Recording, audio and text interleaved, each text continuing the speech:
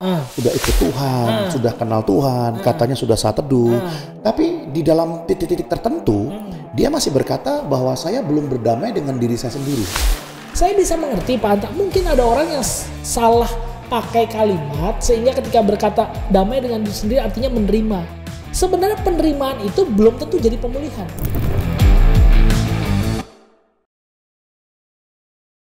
Kita berjumpa lagi di dalam program podcast Akap Anta Kirana Asa bos dari keblinger jadi kebenar. Nah, ini topik kali ini bukan ayat yang disalahpahami. Waduh. Bukan ayat yang disalah konteksi. Oke. Ya. Jadi apa bukan nih? Ayat cocok logi. Oh. Bukan. Ya. Jadi nggak ada ayatnya malah. Nggak ada ayat. Tetapi ini muncul ya.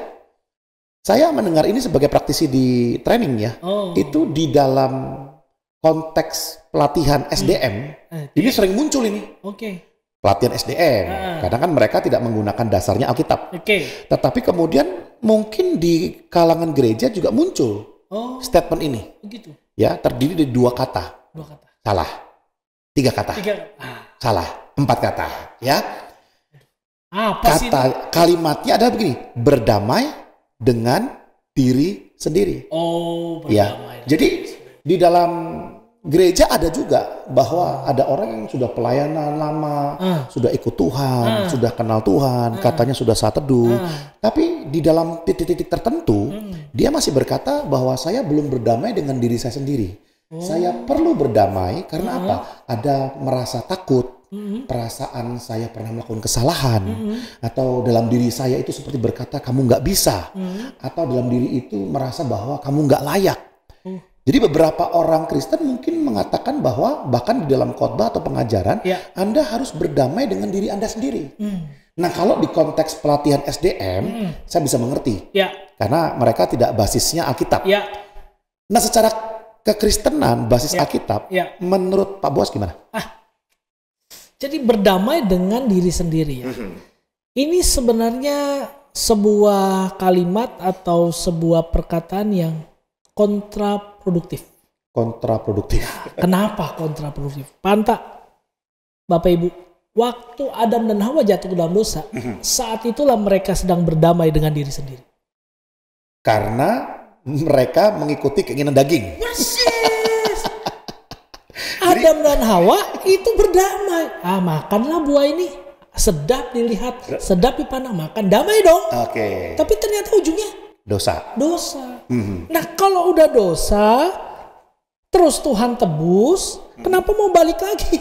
Berdamai dengan diri sendiri. Itu dulu. Ini belum buka ayat nih saya. Mungkin gini Pak Boas. Mungkin artinya gini, seperti yang saya jelaskan tadi. Ya, saya tahu Tuhan sudah mengampuni dosa saya. Saya tahu Tuhan mati di kayu salib buat saya. Tetapi kok saya masih belum bisa mengampuni kesalahan saya di masa lalu. Kok saya masih merasa minder. Saya merasa bersalah. Ini kan yang sering diungkapkan. Maka pendeta berkata, ya berdamailah dengan dirimu sendiri. Ya, kalau tadi kan bicara damai dengan diri sendiri, artinya masa berdamai dengan daging. Ini kan daging ini semua. Kontraproduktif. Betul. Ya, artinya itu tadi sudah terima Yesus, tapi kok masih perlu berdamai dengan diri sendiri karena merasa salah, merasa kurang pede dan sebagainya.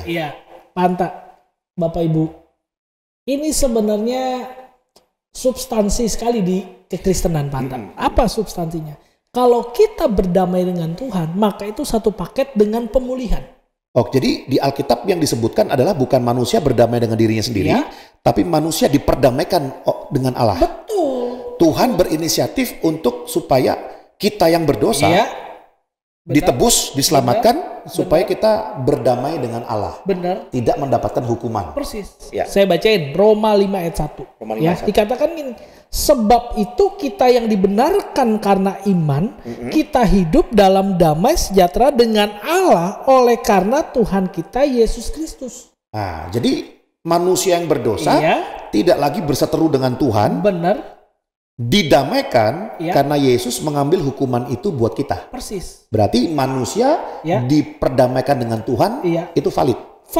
Kalau manusia berdamai dengan diri sendiri, itu tidak valid. Kenapa? Tadi sempat mengatakan apa tadi? Satu paket itu apa? Nah, satu paket dengan pemulihan. Makanya ayat Roma 5 tadi, ayat 1 kan bilang, sebab itu kita yang dibenarkan karena iman. Bicara tentang pemulihan itu bicara tentang iman. Saya bisa mengerti Pak Anta, mungkin ada orang yang salah pakai kalimat, sehingga ketika berkata damai dengan diri sendiri artinya menerima. Sebenarnya penerimaan itu belum tentu jadi pemulihan. Karena kalau berdamai dengan diri sendiri artinya menerima kelemahan diri, menerima sisi manusianya, jadi salah juga dong. Nah, akhirnya terpuruk, bukan pemulihan. Sementara Tuhan bilang, enggak, kamu dibenarkan oleh iman percayamu pada Tuhan, maka engkau diperdamaikan dengan Allah. Nah, apakah artinya begini Pak Boas? Artinya bahwa orang yang sudah diperdamaikan dengan Allah, berarti satu paket dengan pemulihan. Nah, kalau orang itu masih minder, merasa nggak layak, merasa bersalah atas perbuatannya masa lalu. Loh, Tuhan aja ampuni, masa dia tidak mengampuni dirinya sendiri? Nah, itu. Berarti kan sok lebih-lebih dari Tuhan. Nah, itu. Terus berarti orang yang masih ingin berdamai dengan dirinya sendiri, dia seolah-olah mengesampingkan perdamaian yang Tuhan sudah berikan. Iya, merasa nggak cukup. Nggak cukup. Perlu tambahan saya damai sendiri. Oke. Padahal kalau nanti Bapak Ibu baca Ibrani 10 ayat 22, Titus 3 ayat 5, perdamaian dengan Allah itu bicara tentang juga perdamaian hati nurani kita yang dibersihkan. Dibersihkan. Nah, itu kan hati nurani yang bicara tuh, aduh saya nggak enak, saya merasa nggak layak, saya merasa ini. Itu sebenarnya tadi yang Pak Anta bilang, menyepelekan kasih karunia Tuhan. Makanya di gereja kita nih gereja lain juga ada kelas-kelas perjalanan rohani. Karena ketika orang terima perdamaian dari Tuhan, terima Yesus sebagai Tuhan Juru Selamat, tidak serta-merta jiwanya pulih semua. Betul. Ya, makanya perlu diberikan suplemen, klarifikasi lah, pengajaran. Betul. Nih loh, bagi yang masih sakit batin, masih belum mengampuni diri sendiri, belum mengampuni orang lain, kamu ini sudah diampuni Tuhan. Ya kan, kelas itu masuk. Lalu bagi kamu yang sudah percaya Tuhan, tapi kok masih ada ikatan dosa yang kebiasaan yang belum dilepaskan, harusnya sudah lepas. Ya kan? Ya, jadi bukan lagi bahwa dengan kekuatan manusia, manusia harus berdamai dengan dirinya. Bukan. Tetapi manusia harus menyadari bahwa karunia Allah lewat kayu salib sudah memperdamaikan kita, maka kita perlu berperilaku seperti yang Tuhan inginkan. Ya, jadilah pemenang, hidup dalam kekudusan, dalam kebenaran. Sehingga proses itu jangan dibilang saya sedang berdamai dengan diri sendiri. Tapi proses itu adalah ketaatan saya melakukan perintah Tuhan sebagai orang yang sudah didamaikan oleh Tuhan. Udah kayak profesor belum ngomong saya? Mirip lah. Mirip ya? Mirip. Oke, puji Tuhan. Mirip. Betul Pak Anta. Jadi teman-teman kembali lagi kan Roma pasal 8 udah tegaskan. Apa sih yang dapat memisahkan kita dari kasih Allah? Tidak ada. Tidak ada. Tapi tiba-tiba bilang, ada diri saya sendiri. Ini menarik nih. Enggak, kematian, peperangan, kelaparan, enggak ada. Tapi diri saya sendiri. Ini kan menyepelekan, sepele banget nih kasih karunia Tuhan kalau begini. Jadi mungkin kalau kita bikin refreshing pakai kalimat lain, saya ingin damai dengan diri sendiri. Itu lebih cocoknya apa kalau Alkitab? Ya, saya menerima cara Tuhan menerima saya. Atau saya mengizinkan Tuhan memulihkan saya secara penuh. Ya Tuhan, tolong saya, Tuhan mampukan saya, supaya anugerahmu yang sudah kau berikan itu mengubahku seperti kehendakmu. 100% pulih. Jadi bukan lagi usaha manusia. Ya gitu ya. Kan Tuhan udah bilang sejauh tubir, sedalam tubir laut itu, Tuhan membuang dosa kita. Dia udah gak hitung pelanggaran kita. Lu jangan dibalik-balikin lagi. Oke. Artinya aplikasinya gini Pak Boas, bener gak ya? Artinya kalau sekarang saya sebagai orang yang tebus Kristus, terus saya merasa masih belum berdamai, atau saya masih merasa kematian orang tua saya itu gara-gara saya. Oke. Berarti saya tidak perlu berdamai mengampuni itu. Karena semua kalaupun itu kesalahan sudah diampuni Tuhan. Jelas. Saya hanya tinggal mengingat apa yang Tuhan sudah lakukan kepada saya.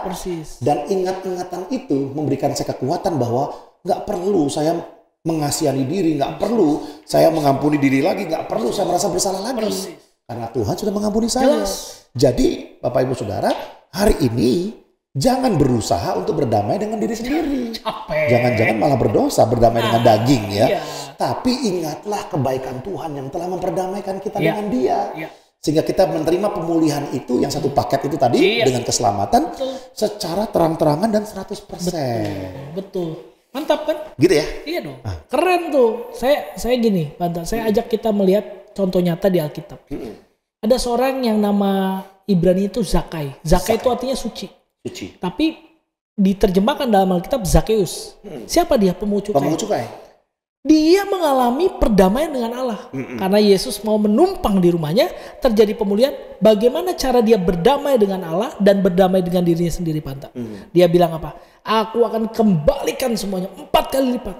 Kalau ada yang kuperas. Itu berdamai dengan diri sendiri yang sebenarnya. Artinya Sudah terima anugerah Tuhan, dia lakukan yang terbaik buat orang lain. artinya yang membuat pulihnya Zakeus itu adalah karena anugerah Tuhan. Persis. Bukan perbuatan manusia. Bukan. Jadi dia nggak korek-korek, oh saya dulu pengungut cukai, saya orang, waduh, nggak terjadi. Kalau kita begitu artinya kita menolak anugerah Tuhan. Jelas, Ya? jelas. Oke. Clear ya? Clear harus. Jadi mulai hari ini nggak usah berusaha berdamai dengan diri sendiri. Ya, bacalah Alkitab, ingat kepada kasih karunia Tuhan, dan kasih karunia Tuhan memulihkan kita semuanya. Persis. Bapak Ibu Saudara, sekian episode kali ini.